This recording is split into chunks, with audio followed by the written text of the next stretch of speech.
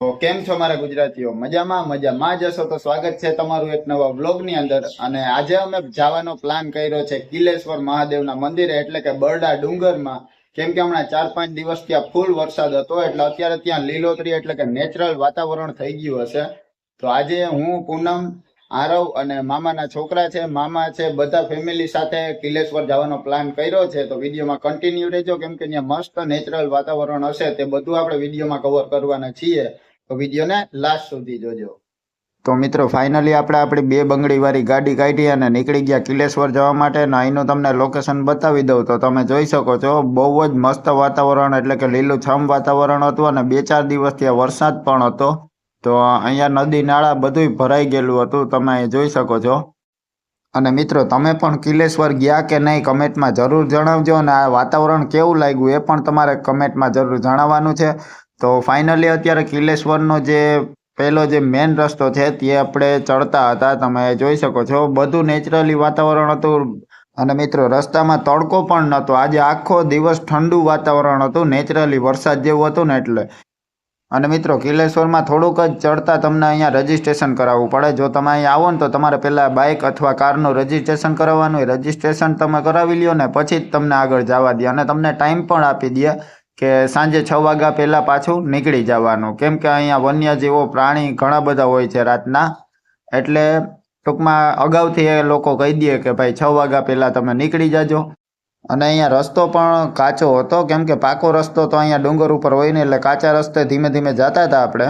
તો મિત્રો, ફાઇનલી આપણે કિલેશ્વર પૂગી ગયા છે. ને અહીંનો નજારો કાંઈક જોવા જેવો જ છે. જો હું તમને બતાવી દઉં, જ્યાં તમે જોઈ શકો છો, વાદરા પણ અહીંયા બરડા ડુંગર ઉપર નમવા આવે છે, એવું જ વાતાવરણ છે. જોવા અહીંયા ચારે બાજુ ડુંગર, અને વચમાં જો હમણાં આપણે જાશું ત્યાં કિલેશ્વરનું મંદિર છે. બહુ ટ્રાફિક છે આજે શ્રાવણ મહિનાનો સોમવાર છે અને અમાસ પણ છે, એટલે આજે ફૂલ ટ્રાફિક છે. જે આરવ પણ અહીંયા જો રમવા માંડ્યો છે.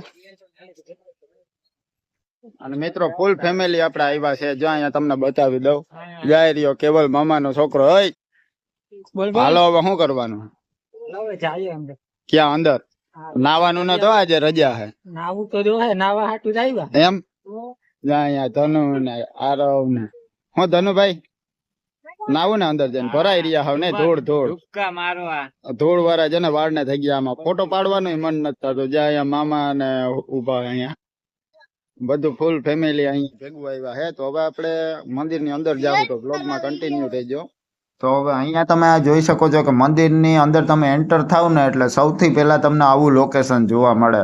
અહીંયા જે આ લાદી જેવું પાથરેલું છે અને થોડું દરાણિયા જેવું છે, આ રીતનું લોકેશન તમે અહીંયા અંદર આવશો ને એટલે જોવા મળશે. અને અહીંયા ઘણું બધું માણસ હતું, કેમ કે એક બાજુ તો અમાસ હતી અને એમાંય પાછો શ્રાવણ મહિનાનો સોમવાર, એટલે માણસ અહીંયા સમાતું નહોતું, એટલું માણસ હતું. અને મિત્રો, અહીંયા તમારે આવવું હોય ને તો તમારે હે ને સવારથી તમે આવો ને તો તમને બહુ મજા આવે. કેમ કે અહીંયા તમે આવશો ને એટલે તમારો ટાઈમ આમ ઘડીકમાં નીકળી જશે. અને અહીંયા માછલા પણ હતા, આપણે એને મમરા પણ આપ્યા હતા. જેવા મમરા આપ્યા ને એટલે માછલા જે છે તે સાવ સામે જોવા મળ્યા. જો હમણાં તમને બતાવું છું, જો અહીંયા પૂનમ જે છે તે મમરા ખવડાવતી હતી માછલાને, એટલે આપણે એનો સીન આપણે કેપ્ચર કરી લીધો. જાય રહ્યા ઘણા બધા માછલા હતા, તમે મમરા નાખો ને એટલે તે સામે આવે. જે આ રીતનું હતું બધું. એટલે પૂનમ અહીંયા માછલાને મમરા ખવડાવતી હતી અને આપણે જે છે તે શૂટ કરી લીધું હતું. અને અહીંયા તમે આવો ને એટલે તમને અહીંથી પાછું જવાનું તો મન થશે જ નહીં, એ આપણી ગેરંટી છે. કેમ કે લોકેશન મને તો બહુ ગમ્યું. તમને આ લોકેશન કેવું ગમ્યું એ બધું તમારે બધાને કમેન્ટમાં જરૂર જણાવવાનું છે. અને આ મિત્રો, અહીંયા જે છે તે પ્લાસ્ટિકના પડીકા એટલે કે વેફર ને જે કોઈ હોય નાસ્તો કરવાનું, એ બધું જ્યાં આપણું રજીસ્ટ્રેશન કરાવ્યું હતું ત્યાં જ અમારી પાસે પ્લાસ્ટિકને ખાલી કરાવ્યું હતું, કે એક નાની કોથળીમાં અમે બધું ભરી લીધું હતું મિક્સ. અને હવે અહીંયા જોઈ શકો છો, આ મંદિરની અંદર આપણે એન્ટર થઈ ગયા છે.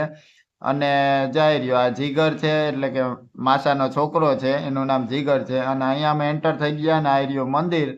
તો અમે પછી ચાલ્યા જતા હતા. અને આ સાઈડ તમને જો આ આખું મંદિર તમને આ બતાવું છું. અને તેની ડાબી જ બાજુ અહીંયા જે છે તે આ જે ચેકડેમ ભરેલો છે, જો હમણાં તમને બતાવું છું. આ ચેકડેમમાં એક મગર છે, જૂનવાણી બહુ મગર છે. આ પહેલેથી મગર અહીંયા જ રહે છે, પણ અત્યારે સામે નથી. બાકી હું તમને બતાવું, પણ અહીંયા મગર છે એ ફાઇનલ છે. કેટલા જોઈએ કમેન્ટમાં જરૂર જણાવજો. તો એ પછી આપણે મંદિરના દર્શન કરવા આપણે આવી ગયા અહીંયા અંદર. પૂનમ ને ઈ જો અહીંયા આપણી આગળ નીકળી ગયા છે મામાનો છોકરો ને બધા. તો હવે આપણે એની પાછળ પાછળ જાય અને પૂનમ ને પૂછીએ કરી લીધા દર્શન કે બાકી છે. તો મિત્રો ફાઇનલી આપણે દર્શન કરી લીધા હતા અને મેં અને માસાએ એક વિડીયો શૂટ કર્યું હતું. માસાએ કીધું કે આ રીતનું આપણે વિડીયો શૂટ કરવું, એટલે મેં કીધું કાંઈ વાંધો નહીં, પછી આપણે હખણા તો બેહીએ નહીં. એ પછી અહીંયા તમને બતાવી દઉં તો તમે જોઈ શકો છો ઘણું બધું માણસ, એટલે કે લેડીઝ જેન્ટ્સ નાના મોટા બધા નાવામાં હતા. અહીંયા આ બધા નાતા જોઈને તમારા ભાઈનું પણ નાવાનું મન થઈ ગયું. પછી માર્યો ઠેકડો અને બધા નાવા માંડ્યા. તમે જોઈ શકો છો હું, આરવ, મામાનો છોકરો, નાના મોટા બધા, નાના મોટા છોકરા બધા અહીંયા નાતા હતા. એટલે બહુ નાવાની મજા આવી ગઈ. અને પાણી ઠંડુ પણ નહોતું, ગરમ પણ નહોતું, આમ મીડિયમ રેન્જમાં પાણી હતું. એટલે કલાક સુધી આપણે અહીંયા નાહ્યા. તો મિત્રો એટલા નાહ્યા કે આપણને ભૂખ લાગી ગઈ હતી. એટલે આપણે નાસ્તો કરી લીધો હતો ને પછી મામા ને બધા કહે કે હાલો હવે ટાઈમ થઈ ગયો છે, સાંજનું ટાણું થવા આવ્યું હતું. એટલે પછી બધા ઘરે જવા માટે નીકળવાની તૈયારી કરતા હતા. અને અહીંયા તમને હમણાં બતાવી દઉં તો જે ફુવાનો છોકરો જે છે, નાનું ટાબરિયું છે, એ ટૂંકમાં ત્યાં પડ્યો હશે એટલે એને લાગ્યું હતું. જો અહીંયા એને પાણીને પીવડાવે છે, તો એને લાગ્યું હતું. પછી એને માથોમાં ટૂંકમાં ખંજોરી દીધું અને પછી આપણે ફરી પાછા બાઇક કાઢીને પાછા આપણે ઘરે આવવા માટે નીકળી ગયા. તો મિત્રો વ્લોગ સારો લાગ્યો હોય ને તો લાઇક, શેર અને સબસ્ક્રાઈબ જરૂર કરજો. અને તમને પણ આવી જગ્યાએ ફરવું ગમે કે નહીં કમેન્ટમાં જરૂર જણાવજો. તો ત્યાં સુધી જય માતાજી.